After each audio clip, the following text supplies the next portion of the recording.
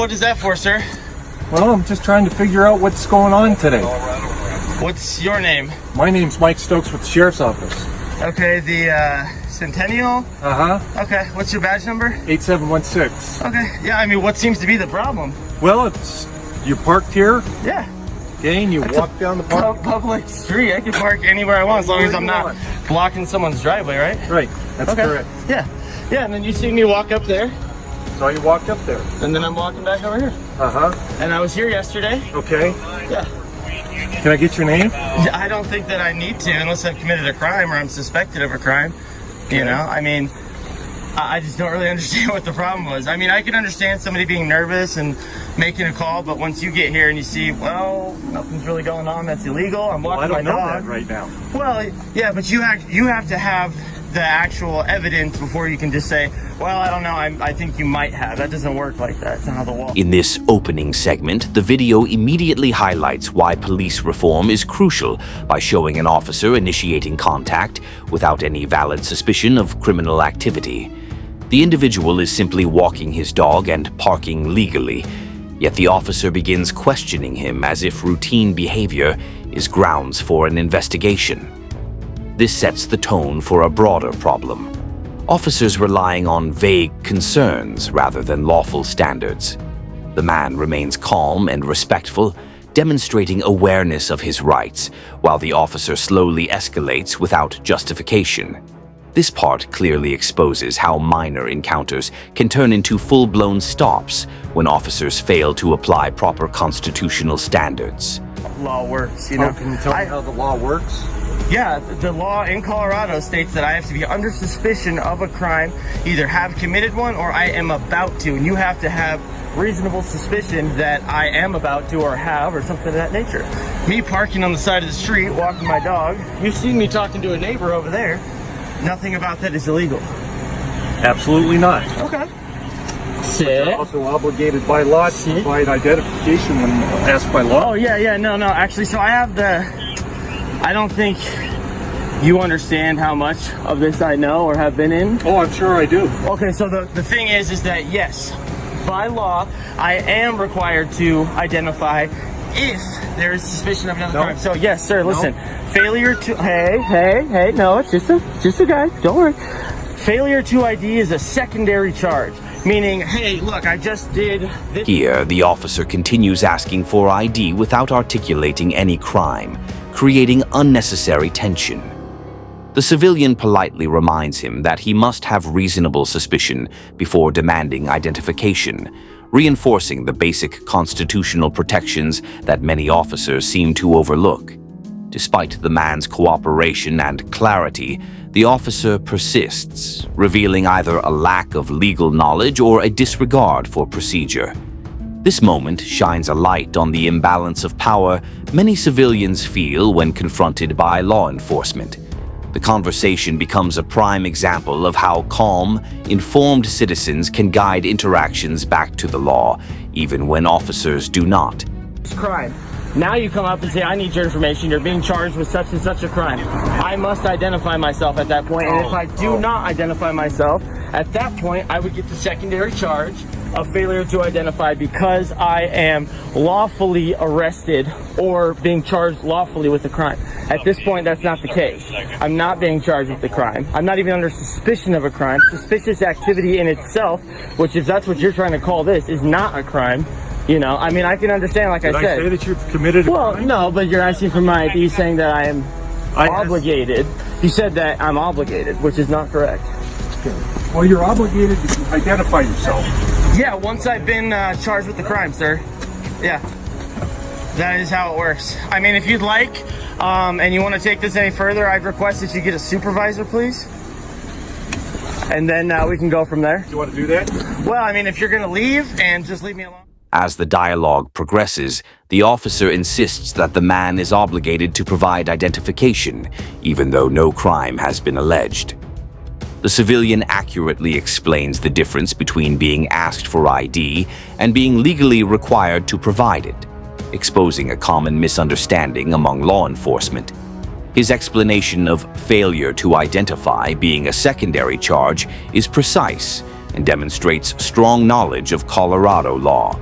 Yet the officer dismisses this explanation, which further illustrates how officers can misuse authority when challenged. This part shows a civilian firmly holding ground despite mounting pressure. Obviously, seeing that there's no crime, then no, have a great day type of thing. But if it is going to be something where you're going to try and take this many steps further, or you're going to lie to me and say that I'm obligated to identify myself, at that point I would like that you get a supervisor, please. Adam 31.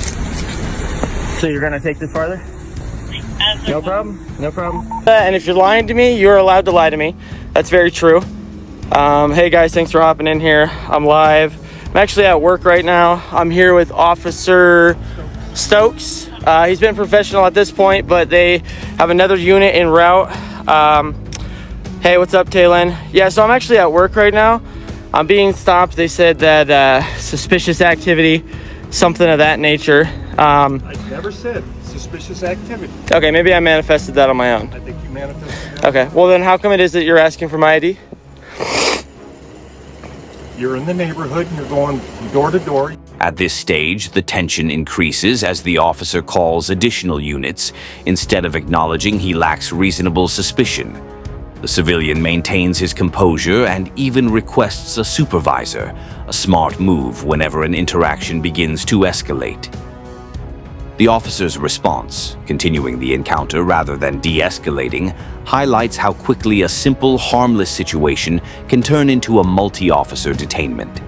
The man even live-streams the encounter, showing transparency and protecting himself, which reflects how modern technology helps citizens defend their rights. This portion demonstrates how unnecessary escalation often comes from officers, not civilians. You don't have, all you have is interstate roofing Yeah. on your shirt. And how is that leads you to believe that I'm required to give my identification? Hey, how are you doing today, sir? I'm doing all right. What's your name and badge number, please? Deputy Lebsack. Okay, gotcha. Are you the supervisor? No. Oh, okay. Is this the supervisor? I got you. Yeah, so I mean, as you guys can see, I'm being surrounded right now. 3 patrol cars. Am I detained at this moment? Under suspicion of what crime? Is this your car? I'm not answering any questions at this point until a supervisor arrives. I will not be answering any questions. I think I provided enough as it is. So I'm being detained for what? You just said my car, but what crime are you suspecting me of committing at this point in time that you can lawfully detain me? Okay, based on the database that I have used, you Yep. were warrant out of a warrant for your arrest. The database of what? Okay? That's why you're being detained. Okay. Now you're being cooperative. When backup arrives, the situation becomes more intimidating, with multiple officers surrounding the man despite no evidence of wrongdoing. Instead of clarifying the situation, the second officer repeats the same unlawful pressure about providing ID. The man continues asserting his rights, refusing to be bullied into giving information without legal basis. His nervousness is evident, yet he remains articulate and calm, showing how knowledge is a powerful defense. This part reveals how group pressure from officers can easily turn into coercion if citizens don't understand their protections. With me. Yes. But if I feel that you're not going to be cooperative with me, I'll detain you in handcuffs. Okay, well, I honestly don't think there's any need for that. I don't think so. You know, I have no weapons on me, no ill will, no ill intent. The fact, first off, there's no probable cause to be running any license plate. Second off, you don't even know who I am at this point in time. I do. Okay? Now I'm asking. You have suspicion. Right. Now I'm asking you for identification. Mm-hmm. Because I have reasonable suspicion now. This is my supervisor. This is your supervisor. Hey, how's it going, man? How are you doing? Good, yourself? I am doing all right. I mean, I'm not sure what's going on here. We got a ton of police officers. I'm surrounded. I'm feeling pretty nervous right now. I'm at work, okay? I'm using this vehicle for work, and this officer, for some reason, feels that he has reasonable suspicion to be running plates around here or thinking about other stuff. I've committed no crime. Roadway, so yes. Yeah, well, no. As the conversation continues, officers shift their reasoning by suggesting the man's work shirt isn't enough proof that he's legitimately in the neighborhood.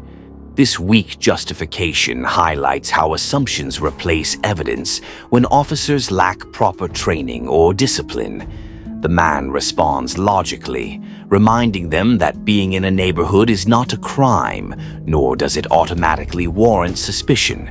Rather than investigating an actual offense, the officers seem determined to justify prolonging the stop. This segment emphasizes how police often misuse vague suspicion to stretch their authority beyond legal limits. You actually have to have some sort of suspicion to actually be able to run it and go through that. It's on a public roadway. Yeah. Okay. So what is? Because that's what he's requesting. Yeah, I know, but there has been no crime at this point, so I'm not gonna give identification. Suspicious person walking around the neighborhood. Is not a crime. Suspicion in itself is not a crime. He is contacting you. He Yeah. has reasonable suspicion to contact you. No, that's the problem. He doesn't. What is the reason? What is the reasonable suspicion, sir? That you're walking around this neighborhood. Yeah. And you say you didn't work, so you need to prove to us in some way that you're. No. See, that's actually the problem. You guys have to prove that I have done something wrong. Innocent until proven guilty, right? I don't really care. Yeah, I'm just filming for my protection, just as the other officers are filming for their protection. Yeah. For identification. Yeah. If you don't relinquish that identification, it could be an additional charge. No, see, that's a secondary charge, What I sir. understand is you have a possible warrant for your arrest.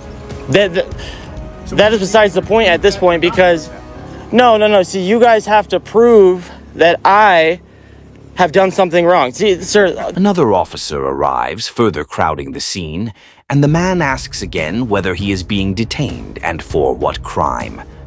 This is a key moment because officers must provide a lawful basis for detention, yet none can identify a legitimate offense.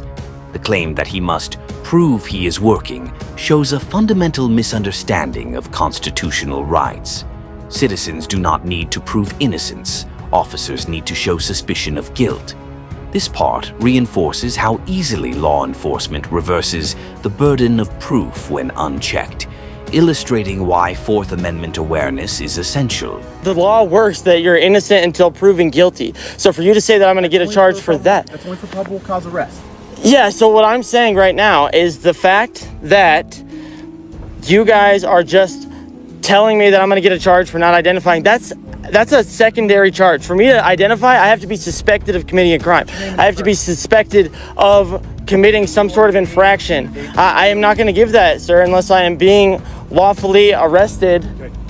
Is that what's happening? That's what's happening. Okay. Eventually, one officer claims the man might have a warrant based on a database search, despite having no ID or confirmation of his identity.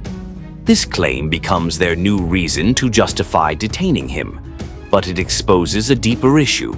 Running plates without cause and assuming ownership of the vehicle is grounds for detainment. The man points out the contradiction, noting they do not even know who he is, making the warrant claim unreliable. This moment shows how officers sometimes rely on vague database information to justify escalating stops without evidence. The tension rises as officers threaten handcuffs despite no resistance.